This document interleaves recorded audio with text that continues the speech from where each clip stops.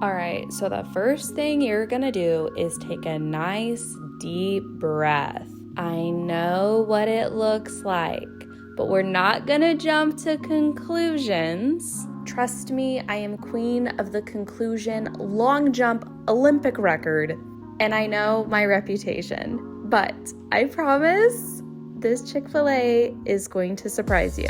Yeah, that's right. Your girl got a grilled chicken sandwich and a side salad of their kale crunch. I was having the biggest Chick-fil-A craving of my freaking life. I wanted their fries so bad, and I knew I was going to go to Chick-fil-A. I just couldn't resist it.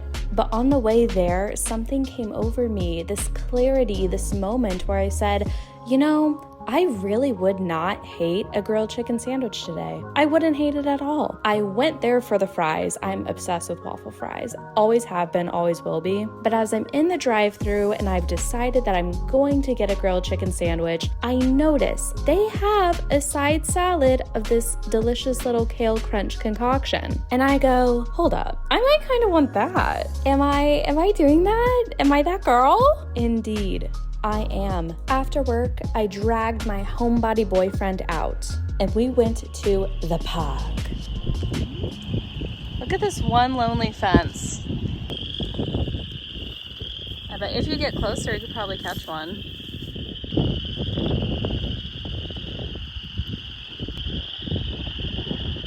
I just don't know how I can't see one single frog. I thought they riveted. This is riveting. No. It's like 1,000 rivets all at once. You know how cats meow? They actually sound like they say meow. Yeah. Aren't frogs supposed to rivet? Rivet. That's what this is. Cats don't actually say meow either, honey.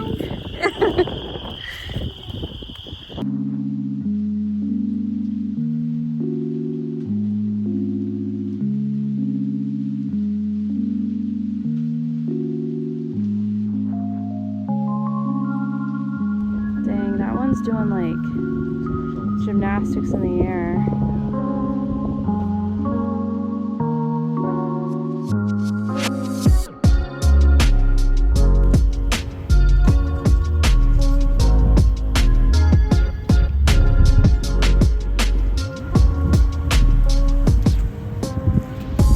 If you don't keep your big ass head out of my shot.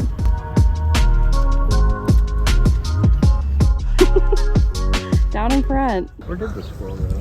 Probably hiding his nut. Got him! Thoughts? Down up front.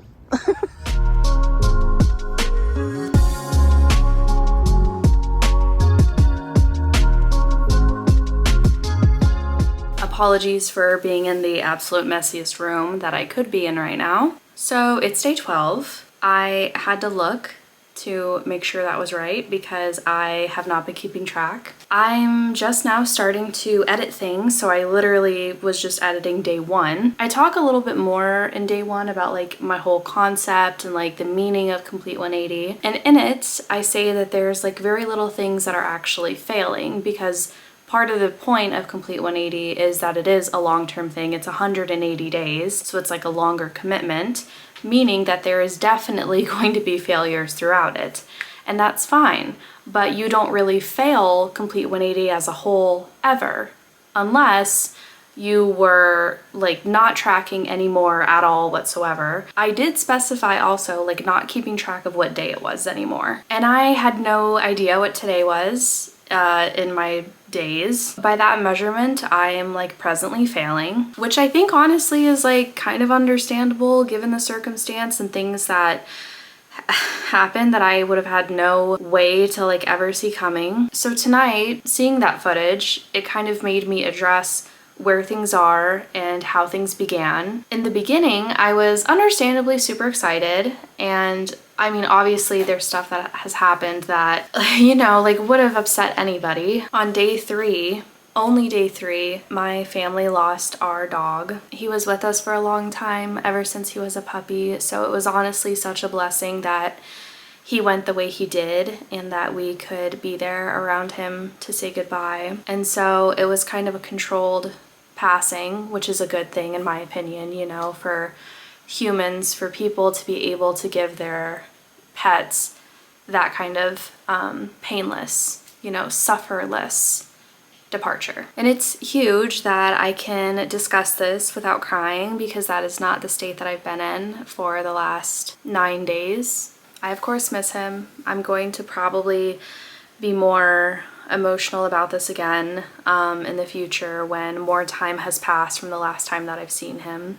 So I do anticipate there to be like a second wave of grieving, but I did kind of notice in myself that like I was absolutely going through like bargaining, a lot of anger. I think that a lot of my like irritability and just like tension that I was feeling, and just like this, I don't know, like destructive tendencies that I was showing, I think that that was anger expressing itself in me. And I'm not good at like being angry.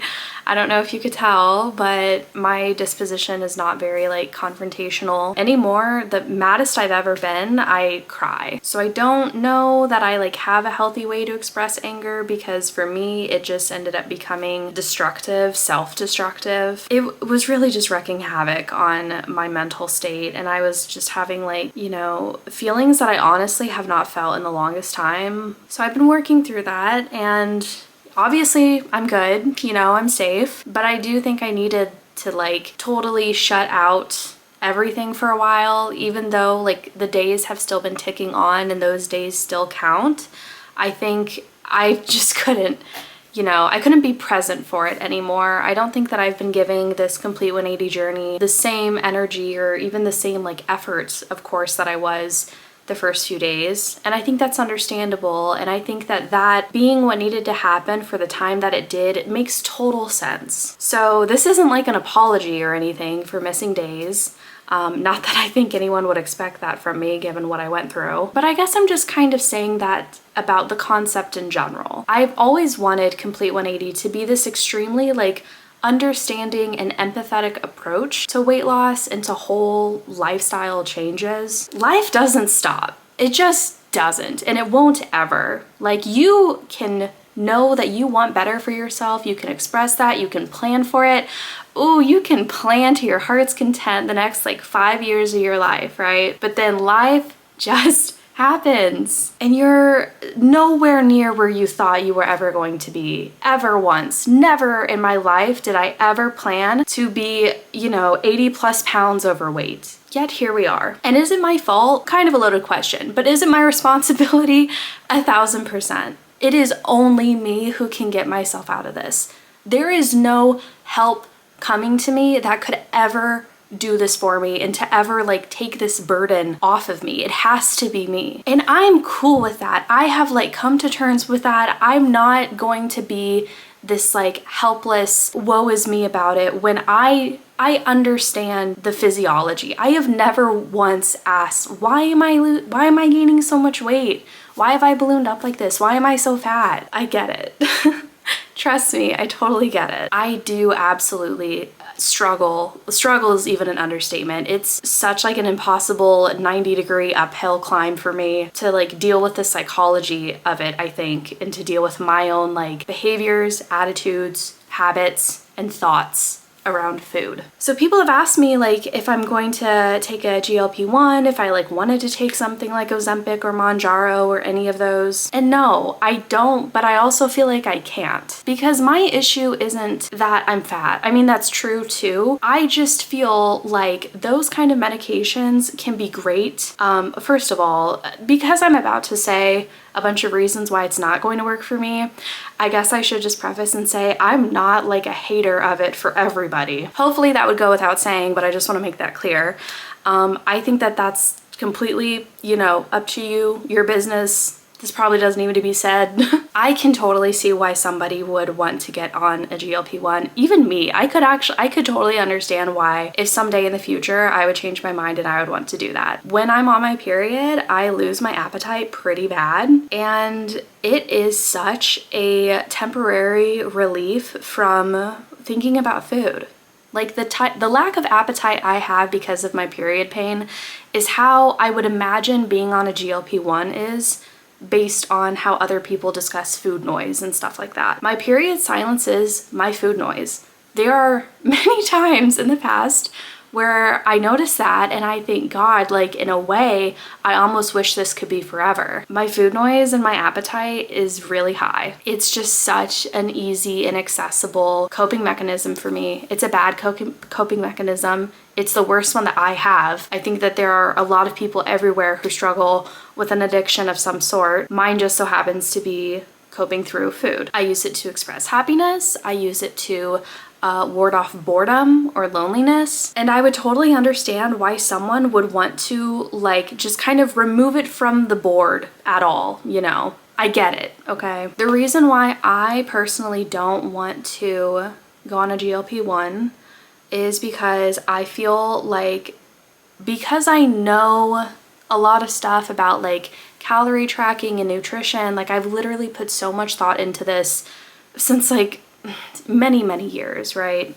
I've been trying to lose weight for a long time. I feel really confident that my issue is more so like in the follow through. I feel like I need to get accustomed to the kind of change in eating patterns and behaviors and habits and all of those things in order for this to be sustainable. I'm sure that a GLP-1 would give me, you know, weight relief pretty fast. I'd probably lose pounds pretty quickly on one. I don't know that that really like fixes it though. Like, you know what I mean? Like deep down. The maintenance would be a huge concern for me. I feel like I just still wouldn't have really figured any of the rest of this out. Like the stuff that's like actually the complicated part of the equation. Because you can look at calories in, calories out as calculation, and for a lot of people it is, and that is so cool for you. Let me tell ya, I've always wondered what that's like. But then for people like me, people who have this like problem with food, it's just not simple. It's simple, but it's like, I understand it's the same physiology across people, although I do have hypothyroidism, but anyways, I'm just saying. There are things that I want to accomplish and I want to learn. I want to understand about myself. I want to figure out how to do this in a way that is sustainable and that I don't have to worry about like, you know, figuring out how to maintain it once I would have to stop taking the GLP-1. I hope that makes sense. I think it does. I don't know, but I'm the one saying it and I'm the one thinking it, so of course it does to me. What I am appreciating so much about Complete 180 in this moment is like, because the clock doesn't stop, because every single day counts, even when you're off track, it keeps going. It just honestly in this moment is helping me feel like so reassured and so like comfortable continuing on this project and not feeling like I completely flunked out, you know, on day 3. There really is no flunking out in life. With something like eating, which all of us have to do every single day for the rest of our lives, this is something that like you cannot withdraw from. You know what I mean? You always still need to eat. You're always still in this, even if you don't want to acknowledge it. Your body is still counting your calories, even if you don't want to think about it. And I get that. I've used food for escape plenty of times. Your body still knows. Your body is still counting that. I would love nothing more than to continue on this journey. I want to continue to take care of myself in the ways that I discussed in day 1. I think it's just really important for me to continue to like treat every day as its own unique thing, its own special thing, you know? It's like, it is days that are being counted, but like those days could be nothing. They could be a complete and total break, or they could be like, you know, your quintessential, like excellent, a lot of stuff achieved, a lot of things on your list checked off kind of days. And both days are valid because both of those days are days that you are going to continue to have for the rest of your life. You're going to have super high productivity days. You're going to have super low days, and then you'll have super like nothing's really wrong, but you're also just not accomplishing anything, but also that's fine. Those kind of days. And that's life. And I think the thing with Complete 180 is it is still working in the background of your life no matter what kind of day you're on, no matter what you're achieving or taking a pause from. This is Complete 180. I have not really stuck to my daily routine. I think my next order of business, hopefully here soon, is going to be defining my daily routine. In the beginning, it was stuff like brush my teeth, floss, take my meds. and that was all that there was to it. I want to get a little bit more challenged in my daily routine. Every other day, go to the gym. I went to the gym yesterday, in fact, went swimming with my mother, and I'm planning on going swimming tomorrow. Number 3, I have not done at all, was enter spending on tracker. Whoops. 4 was grocery shopping. I just went last night. 5 is go to the library. So I should have done that twice by now. Done it 0 times, but I'm always up for the adventure. Maybe we could do that this weekend. 6 is progress pictures. Ooh, that would have been due tonight then. We'll see. 9 was paint my nails. 10 is take a bubble bath. 12 is hair mask. 15 is go to the forest. Oh man, that one's coming up then. 18 is go to the zoo. 20 is see parents, which I've done. 30 is reflect. So I am almost to the halfway mark before my reflection. I'm reflecting every 30 days. It's day 12, so in 2 days, I'm gonna be halfway there. Good to know. 36 is no screens all day. Honestly, I'm kind of looking forward to that. 45 is a date night, 60 is to vacuum my car, 90 is to donate belongings, and 180 is healthy, balanced lifestyle. And all these little steps are gonna get me there. 1, no restarts, because persistence is worth more than the myth of perfection. Amen. Oh, who wrote this? Good job. Sorry. 2, complete each goal before the set duration of days. Each timer resets once completed. And 3, you started now. Ta-da! I guess I got my to-do list. Some days I thrive, some days I survive. But what counts is that I showed up. And a complete but imperfect day 12 is better than a non-existent perfect one. If you haven't already, please consider leaving a like and clicking subscribe. I'll see you soon for day 13.